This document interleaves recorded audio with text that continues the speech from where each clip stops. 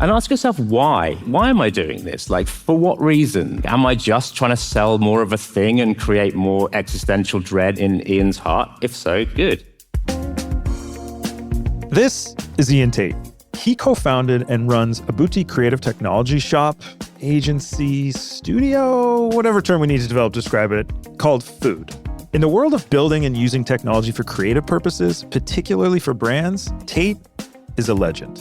He ran Google's creative lab for a while. He's been a leader at Wieden & Kennedy offices in both Portland and London, which basically means this guy knows what the hell he's talking about. He's routinely early on creatively working with tech advances over the past 2 decades and is now, of course, armpit deep in AI. This is a speech he gave at the Art Directors Club of Europe last year. This is a really big question. Like, who is the thing that you're doing or making fucking over? What I like about this is how Tait balances the creative excitement around AI with the ever-present dread around its impact on real-life people, their livelihoods, and creative ambitions, as well as on everyone else as consumers within culture. And he doesn't sugarcoat it. When someone starts telling you about why you should do something with AI, about why this particular use of AI is amazing, ask them, and then what? But don't just ask once, ask again. And quite often you'll find that after the second time you ask the and then what, it's like, oh, I hadn't really thought about what happens then. And so I think just that's the thing, that we're running into this without thinking. And it's really hard to think about those 2 moves ahead, which is why people don't have the answers. But I think when you do it, you can force a bit of like reflection sometimes, and people go, yeah, is that what I want? Yeah, we could make more. We could do more with this technology. We could make more stuff. We could sell more things. We could inspire people to take more flights. We could inspire people to get a new car. There's plenty of things we could inspire people to do. But is that what we should be doing?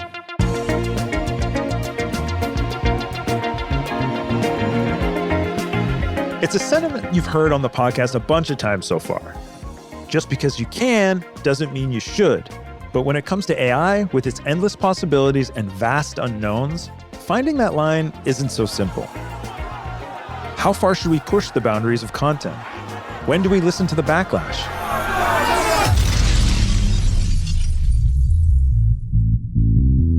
Iain and others you'll hear on this episode are the creatives looking for those answers.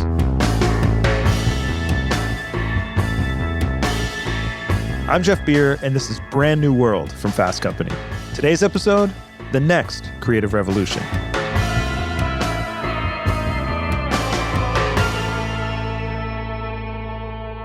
In his 2008 book, Here Comes Everybody, Clay Shirky wrote, "We are living in the middle of the largest increase in expressive capability in the history of the human race.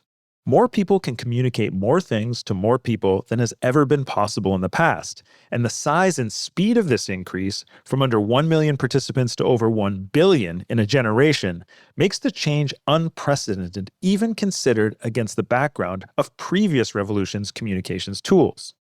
And now, 16 years later, according to many, here we are again." If GenAI is, as many have declared, the biggest technological advancement since the internet itself, then the creative possibilities are, or will be, pretty much endless. From a brand marketing and advertising perspective, we are still very early days. But there needs to be those willing and able to push the creative envelope, test boundaries, make mistakes, learn lessons, and evolve from there. But what makes these people, like Tait, even more interesting is the fact that they've all been here before. My name's Richard Turley. I am a graphic designer by trade. I work with Iain and a guy called Nick at a company called Food. I'm Iain Tait. I have worked in advertising and digital things for the last, a lot of years now, since kind of the internet was sort of early. First, I wanted to track down Iain and one of his Food co-founders, Richard Turley. They launched their agency Food in 2021, along with a third co-founder, Nick Farnhill. Turley is probably best known for his work as the creative director of Business Week magazine in the early aughts. Amazing covers and print bag style. He also helped redesign the look for MTV back in 2014. And while at Wieden & Kennedy, he led the rebrand of Formula One. He's also still the editorial design director of Interview magazine. Basically, Richard's a big deal graphic design guy. Back in September, Turley came into our Fast Company office and we dialed up Iain on Zoom from London. When it comes to the creative discussion around AI and brands, these two have a rather unique perspective. They've been on the forefront of creative tech and design for a very long time. They're not trend chasers. These are deeply serious artisans and thinkers. And what I like about them is that they don't live in the hot take extremes of this issue, but instead choose to swim in the gooey middle. I enjoyed AI when it was kind of bad. Okay, why is that? Because I like mistakes. Yeah. I like, and this is a very common kind of creative kind of principle where you're trying to engineer mistakes. If you know what you're doing, then you just repeat yourself and you kind of follow a kind of a pattern of process. So I liked AI when it just spat out gobbledygook, you know, and I liked AI when It was like mostly hallucination? Yeah, no, because you looked at it and said, oh, I hadn't thought about that, you know, and I hadn't looked at it in that form, or I hadn't looked at it in that way, and the gobbledygook, it was pleasurable to kind of to read a kind of a computer emoting and this kind of really bizarre, you know, and it really did feel as if the machine was emoting. It felt out of control. And so I really enjoyed that period of AI. I sort of lost a lot of interest in it actually when it became, the more sophisticated it got. I mean, of course I use ChatGPT all the time. I mean, I don't really use the imaging kind of software, you know, I kind of admire it. I mean, I really like the work of John Rathman, for example, but it's not like I'm aching to make that type of imagery myself. So we were born in the metaverse. And I think in some ways we were sort of perhaps the way that just got taken down so quickly and that got sort of so ridiculed so quickly, perhaps made us a little bit anxious about sort of making big proclamations about AI. I don't know, you know, I mean, I don't know. I'll take the baton from there a bit because I Sure. think there's a bit of that. We saw it with crypto, NFTs, metaverse. It feels like there's a kind of accelerated sort of hype cycle. But I think the other thing that generates is just the hype itself. And the hype around AI is very palpable, like it's very real. Whoever you're listening to, even when you're listening to the CEO of NVIDIA talking about it, you're like, he's just a hype guy. And he's kind of putting out kind of radical, as it said, proclamations about the future. I think lots of good people feel really uncomfortable around that kind of discussion, around that kind of hype. And, you know, I ended up having a really good conversation with an old friend of mine about why are we not doing more with AI? Because as Richard says, you know, I've got years of experience and, you know, there's projects going way back that were doing kind of interesting stuff. And I still look at the most of the work that I've done and I don't feel like I've done bad, tasteless things with AI, but I look at what a lot of the things people are suggesting AI is going to be great for, and I find them bad and tasteless. And so I think there's this thing of going, so if I use that tool, does that make me the same as these guys? And I think that's holding a lot of people back from going, I'm interested in this stuff, but if I put work out there, am I going to be judged as the same people that are using it unethically, that are using it to kind of strip creativity out of things? And so I think there's just, you know, in this very polarized world we live in, it's almost like AI good, AI bad. And you can see the sort of lines being drawn, and it's much more nuanced than that. And I think this sort of time to develop a sense of taste and a sense of decency and values around what we should be using it for. And I guess, therefore, how we value it as consumers, right? Because I think there's a very real chance that, especially from a kind of image generation point of view, people will just find it really tacky and grotesque and just not want to go near it. So I think there's going to be other things that we'll need to start thinking about, like what do we really value when anyone can make anything infinitely? Normally that means that the value of that thing goes to zero, right? So we don't want that to happen, and clearly it can't happen. So other things will crop up that will then be a new kind of value. And I think those are the sort of interesting conversations around AI that I think the right people are having, but it's not the stuff that's cutting through on Twitter because it's not hypey and saying, you know, you're going to 100x, you know, your profitability. I mean, we have clients who specifically want AI solutions and you know, again, I'm pointing now for the listener at Iain, because he gets those clients. So, as a kind of creative technologist, clients go to him. So I'm kind of curious, what are the conversations you're having with those companies, those firms, those things? How do they? Okay, so Richard basically just started taking over my job at this point, asking the questions, but it is a damn good question. We're working with Hinge, the dating app, on a really interesting use of AI, which is, the brief was, can AI help neurodivergent daters to have better outcomes? And It's a dream brief, and I got together a whole bunch of amazing creatives from lots of different kind of disciplines, and we threw everyone together into like a very open kind of Miro board, and I just encouraged everyone to kind of lean into however they create as neurodiverse individuals or not, and just go for it. And we had this kind of incredible number of weeks where we just created a whole ton of different ideas. And then we took the client through all of the options and sort of took them through all of the craziness, and ended up very, very collaboratively kind of ending up on a bunch of things we wanted to hone in on. And then we kind of honed in again on a bunch of things. And it became really clear that there was an issue it's a little bit like divining. Do you know what I mean? It's just like, oh, it feels like it's going over here. It's going over here. This is how we've kind of been operating with them.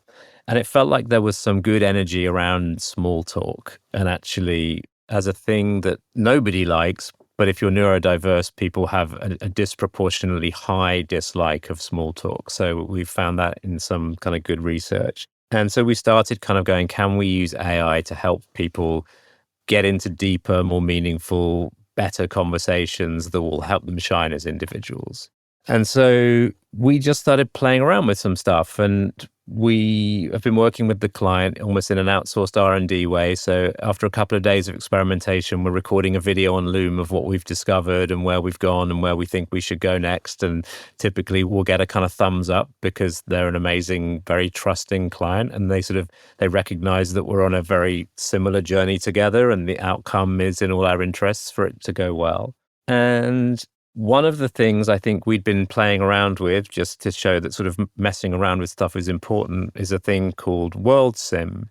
And World Sim, and given this is coming out in a few months, this is going to probably sound horribly dated. World Sim is an incredible website by Nous Research where you go in and you can basically simulate the entirety of kind of human history and also everything beyond that. So you literally will start, and it's like a command line thing. So it's a bit nerdy. It's not particularly accessible, but you type in create Earth and it kind of happens. And then you go fast forward to 1980 and you'll end up in 1980, and it'll sort of say, oh, Michael Jackson's top of the, and so the first thing I did was remove Michael Jackson. It's like, okay, Michael Jackson dies in kind of shady circumstances, but then it means that this music doesn't come out, this artist doesn't arrive. And it's just like, oh, wait, so this is an entirely simulated version of everything that just has this crazy kind of network of dependencies.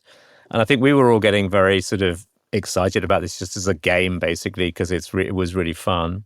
And then we started playing around with what happens if we simulate a future version of a couple.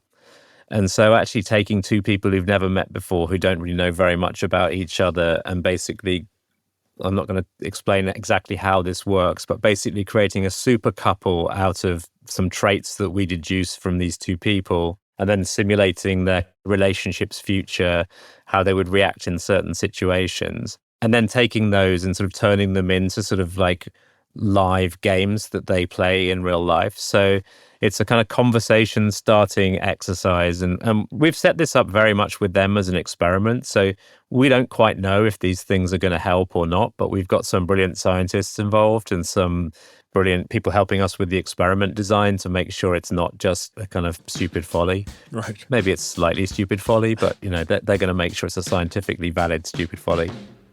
Okay, so that's what they've been working on lately. But another reason I wanted to talk to these guys is how their careers and work have spanned across so many major developments in technology and creativity.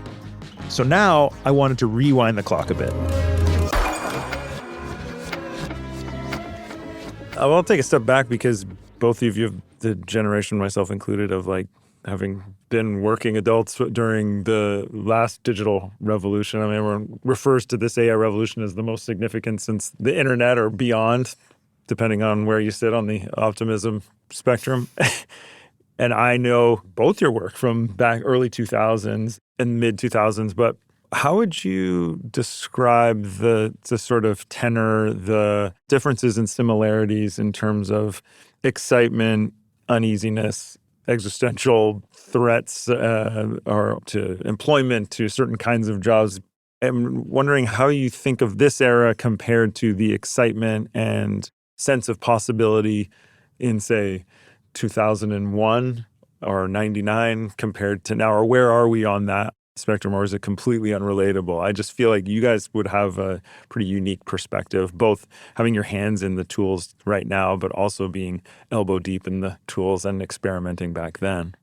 Well, I think fear has been a kind of predominant sort of lens that has been placed ever since those times, really. And I think you kind of just learn, it gets a little boring just to be fearful all the time. And, things do change and things are changing quickly for sure, And I think that we are in a very different position to people kind of coming up in the industry today because we have been allowed to establish a name. And I think ultimately your name and somewhat your work, the space that you occupy in the world, it has more significance perhaps than the kind of the work that you've done. And I think having 20 years, it has allowed a good story to develop underneath us that we can definitely kind of benefit from. And so we operate somewhat differently from kind of people who are kind of just emerging into this world.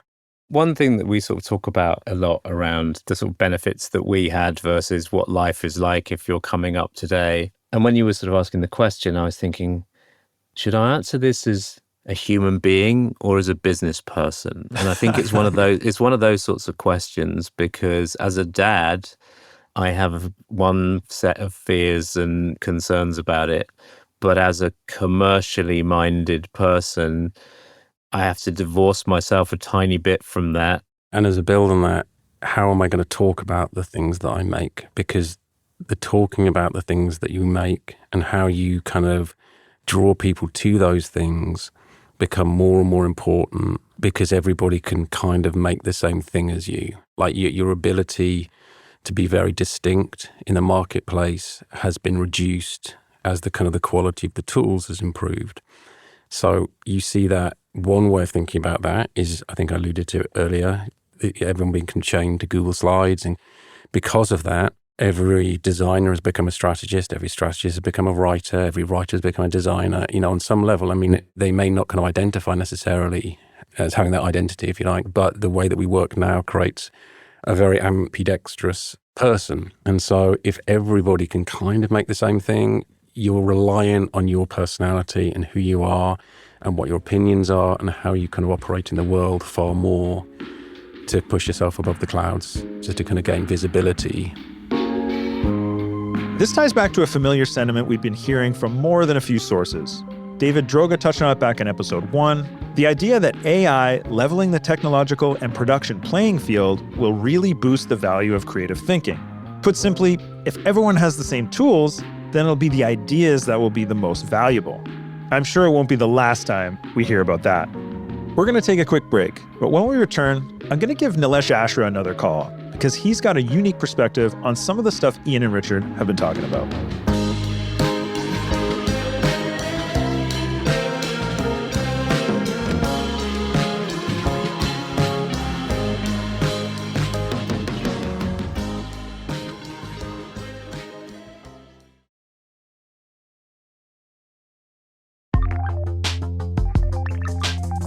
We've talked about the first digital revolution a few times. The parallels between then and now are too striking to ignore. During that first revolution, Iain started an agency called Poke alongside Nick Farnhill, who I mentioned is a food co-founder with Richard and Iain. Also working with Iain at Poke was a young Nilesh Ashra, who you heard from in last week's episode. I asked Nilesh what it was like working for Iain and the influence Poke had on him and the industry. I worked for 5 years with Iain Tait and Nick Farnhill, who were two of the 6 co-founders of Poke. I've kind of reconnected with them this year, and we've done a project or two together. It's been wonderful.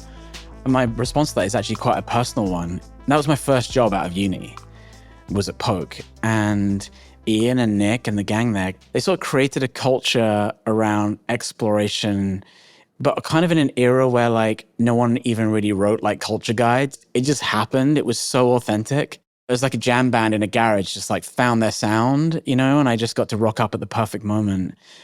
Iain and I, particularly from a creative perspective, always work really well together because we both have the same interest, I think. And you can ask him this too, but I think we're interested in doing things that have scale and culture, but at the core, almost just for our own satisfaction, at the core, there's some sort of new mechanic that didn't exist the day before. There's some way that we figured out how to orchestrate the web, physical hardware, communities, whatever it was, that there's some new way that we've managed to combine those things to create a moment of intrigue or surprise or delight or value for someone.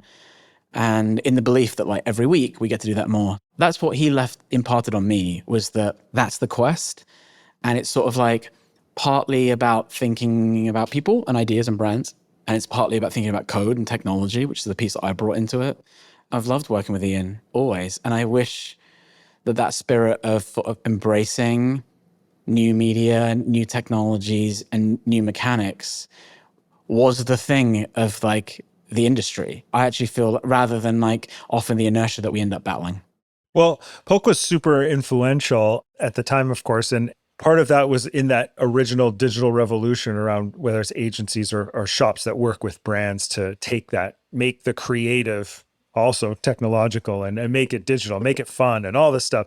And one thing you said once, and it's obviously happened across the industry in so many ways, but I remember you saying to me once that what was really interesting then was how that technology allowed a shop like Poke with 20 people to compete with the biggest agencies around with 400 people because of the technology. And that got me thinking, because I've been asking a lot of people about sort of the parallels and lessons from the original digital revolution from a brand marketing and advertising point of view. Yeah. That are either being missed right now or they were learned and are being applied.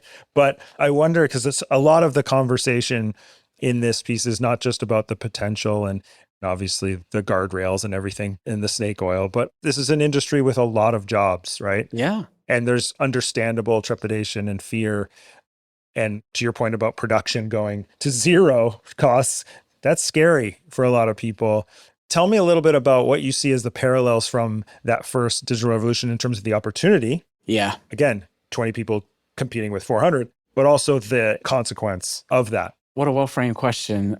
I have been thinking about this a lot, and I feel like there was a lesson, Jeff. I think there was a lesson with every wave. So smartphones, the arrival of the iPhone, before that, kind of Web 2.0 and social media, the wave before that, just like the move online to the web.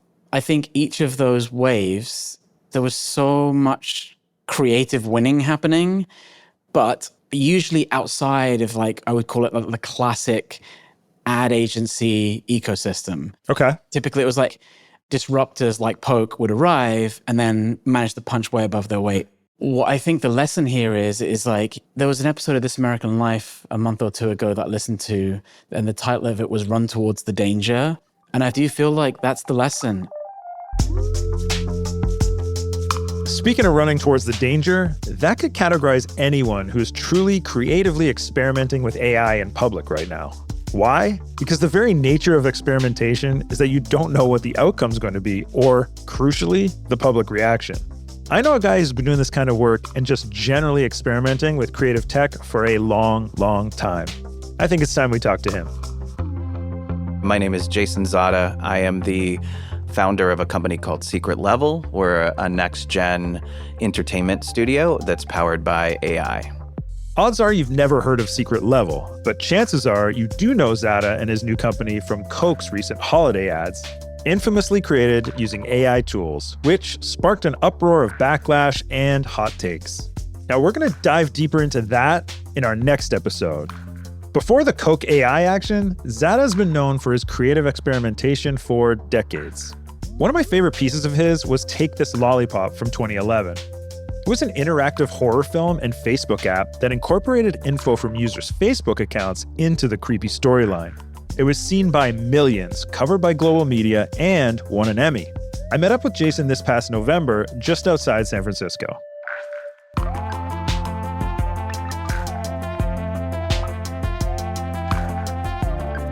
This sort of Venn diagram of technology and creativity is sort of your wheelhouse. And I want to hear a little bit about the journey from experimenting with AI tools to deciding to start a company that's kind of a foundational aspect of it. Yeah, I mean, the interesting thing that I've always been attracted to telling stories in the most unique way possible, usually using technology. And I think it was around, I want to say the start of the pandemic. Okay. We were sort of playing around with some AI technology, and I wanted to reboot Take This Lollipop, a project I did in 2011. And Facebook is what we used for the first one, and Facebook was more or less dead for the younger generation. So we said, how do we still get in there and infect people and make them scared, with our current landscape of tools?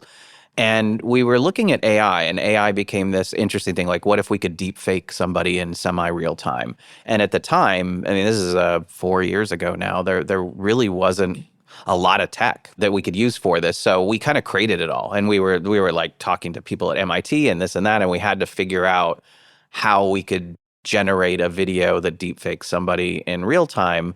And that's where I got kind of addicted to the AI thing. But it's really the generative AI stuff that came out a couple of years after that became, I think, really important I just saw the future that this is going to really be a disruption tool. When you think of the generative AI tools, was it about speed and efficiency? Was it about speed, efficiency, and realizing a creative vision? Like, what was it about that marked that for you as something that big, as opposed to just another kind of, I want to say like metaverse, but like something that's like interesting and technologically advanced, but not as, I mean, people have described the development of generative AI as like the internet.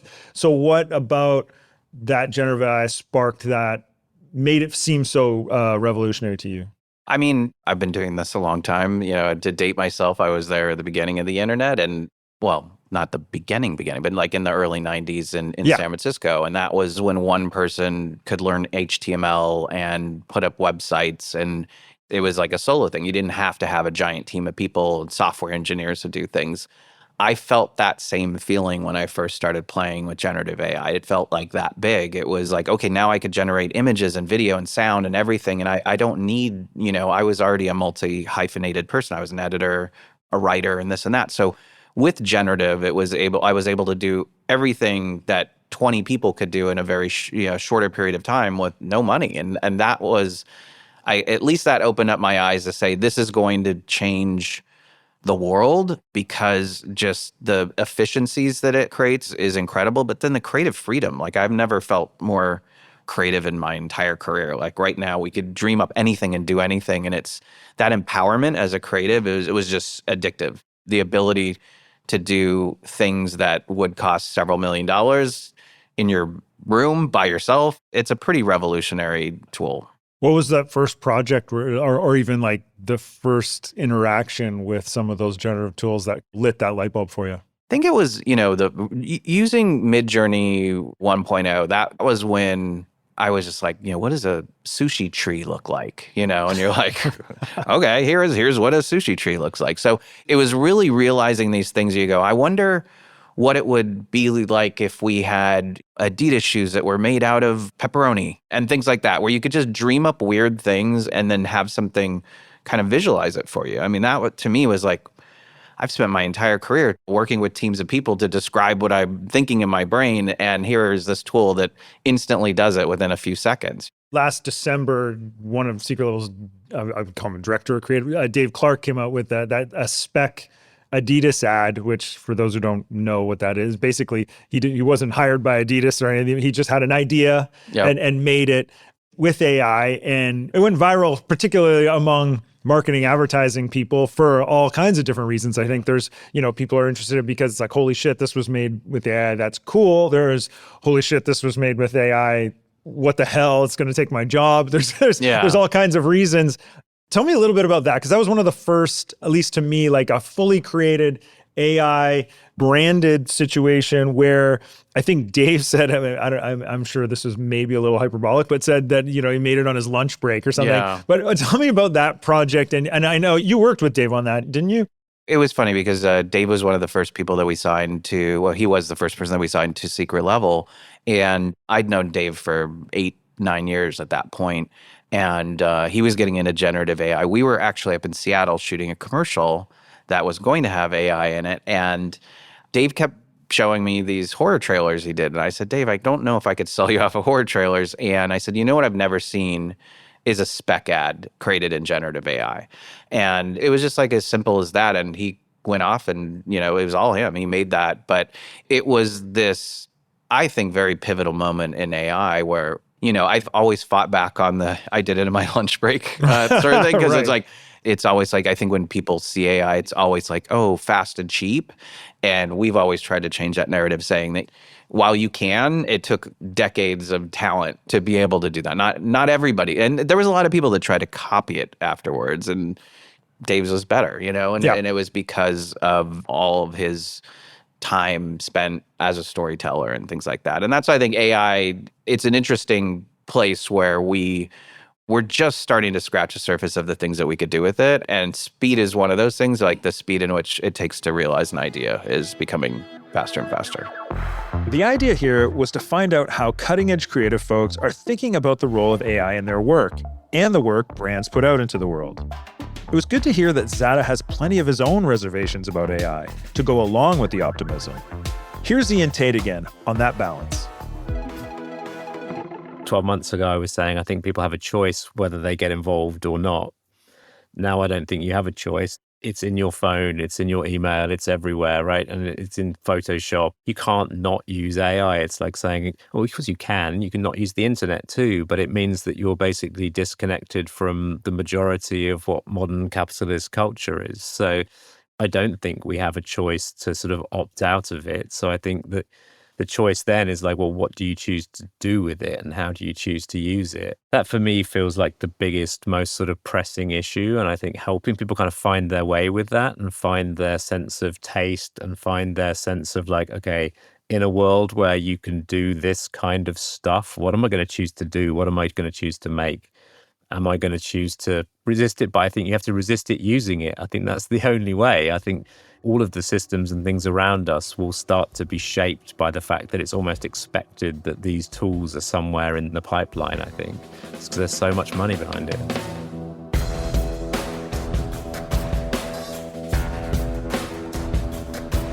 Amid all the hand-wringing around the creative use of AI in marketing and advertising, I found talking to Iain, Richard, Nilesh, and Zada pretty refreshing. What's most refreshing is to hear these people who are trying their best to push the technology and their own creativity for clients in ways that are new, weird, sometimes wonderful, sometimes less so. This is what progress requires, but they all agree that humans are integral to it all. There are and will be plenty of efficiency merchants out there preaching creative automation for brands. These guys are certainly not that. It's important to remember that there are so many different perspectives on how this tech will and should be used creatively. To that end, we briefly mentioned the Coke holiday ads and the hot take bonanza they sparked. So I wanted to get a better idea of the strategy and thinking that led one of the planet's biggest brands to ask Zada and others to do it in the first place. So, next episode, we're heading to Coca-Cola's global headquarters in Atlanta, where I'll be meeting up with the company's head of generative AI, Pratik Thakar, to dig into it. See you next week.